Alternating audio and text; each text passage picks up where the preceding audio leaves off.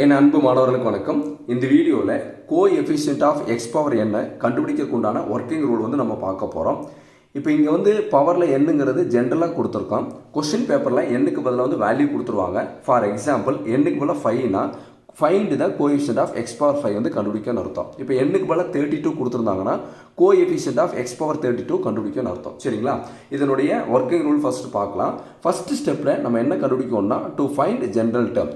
First ஸ்டெப்பில் general term கண்டுபிடிக்கணும். General term கண்டுபிடிக்க உண்டான ஃபார்முலா பாருங்கள். TR+1 = NCR x power n - r a power r. சரிங்களா? இப்போ செகண்ட் ஸ்டெப்பில் ஆர் வேல்யூ கண்டுபிடிக்கணும். இந்த ஆர் வேல்யூ கண்டுபிடிக்கிறத என்ன பண்ணணும்னா நல்லா ஞாபகம் வச்சுங்க. இந்த ஜென்ரல் டேர்மில் வருது பார்த்தீங்களா, ஜென்ரல் டேர்மில் எக்ஸினுடைய பவரில், அதாவது பார்த்தீங்கன்னா நீங்கள் சால்வ் பண்ணி ஜென்ரல் டேர்ம் கண்டுபிடிச்சிருப்பீங்க பார்த்தீங்களா, அதில் எக்ஸினுடைய பவரில் என்ன வருதோ அதை எடுத்து எழுதிக்கணும். ஈக்குவல் டு உங்களுக்கு கொஸ்டினில் கொடுத்துருப்பாங்க பார்த்தீங்களா. For example coefficient of x power 5னா இந்த எக்ஸினுடைய பவரில் என்ன இருக்குது 5. அப்போ இங்கே பாருங்கள் ஜென்ரல் டேர்மில் வந்த எக்ஸினுடைய பவரையும் இந்த கொஸ்டின் பேப்பரில் கொடுத்துருக்கூடிய எக்ஸினுடைய பவரையும் ரெண்டையும் ஈக்குவேட் பண்ணிங்கன்னா உங்களுக்கு வந்து ஆர் வேல்யூ கிடச்சிரும். சரிங்களா? அந்த ஆர் வேல்யூ எடுத்துகிட்டு போய் என்ன பண்ண பாருங்கள், ஆர் வேல்யூவை ஸ்டெப் 1ல் வந்து கொடுக்கணும். ஸ்டெப் 3 என்ன பண்ண போகிறோம், ஸ்டெப் 2ல் ஆர் வேல்யூ கண்டுபிடிக்க போகிறோம்.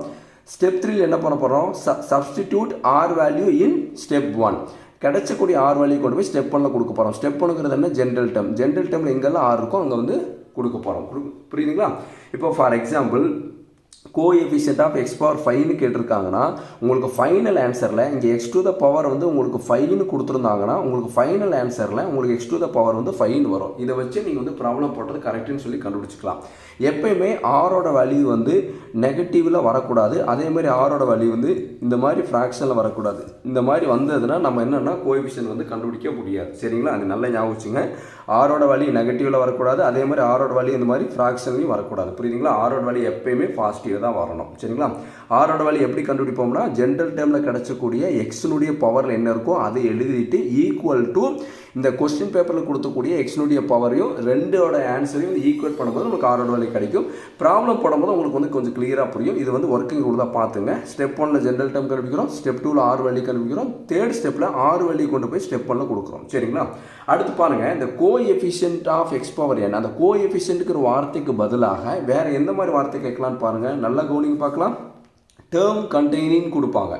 டேர்ம் கண்டெய்னிங்னாலும் கோஎஃபிஷியன்ட்னாலும் ரெண்டு ஒன்று தான். டேர்ம் கண்டெய்னிங்னாலும் கோஎஃபிஷியன்ட்னாலும் ஒன்று தான். நல்லா பாருங்கள், டேர்ம் கண்டெய்னிங் 1/x பவர் 7 கொடுத்துருவாங்க. இங்கே பாருங்கள் டிவைடட் பையில் கொடுத்துருக்காங்க பார்த்தீங்களா, 1/x பவர் 7. இந்த மாதிரி டேர்ம் கண்டெய்னிங்னு ஒரு வார்த்தை கொடுத்துருந்தாங்கன்னா அதை நம்ம எப்படி மாற்றணும்னா கோஎஃபிஷியன்ட்னு மாற்றிடணும். எப்படி புரியுதுங்களா? டேர்ம் கண்டெய்னிங் 1/x பவர் 7 அப்படின்னு கொடுத்துருந்தாங்கன்னா கொஸ்டின் பேப்பரில் find the term containing 1/x power 7 of அப்படின்னு ஒரு எக்ஸ்பான்ஷன் கொடுத்துருந்தாங்கன்னா நம்ம எப்படி மாற்றோம்னா ஃபைண்ட் த கோஎஃபிஷியன்ட் ஆஃப்னு மாற்றிட்டு இந்த ப்ளஸ் எக்ஸ் பவர் 7 வந்து மேலே போகும்போது நம்மளுக்கு என்னவா மாறின்னு பாருங்கள், எக்ஸ் பவர் -7 மாறிடும். ஏன் -7 மாறுது பாருங்கள், இந்த +7 மேலே போகும்போது நம்மளுக்கு என்னவா மாறிடும், -7 மாறிடும். புரியுதுங்களா? ஃபார் எக்ஸாம்பிள் இங்கேயே 1/x பவர் -7 கொடுத்துருந்தாங்கன்னா மேலே போகும்போது 1/x பவர் +7 மாறிடும்.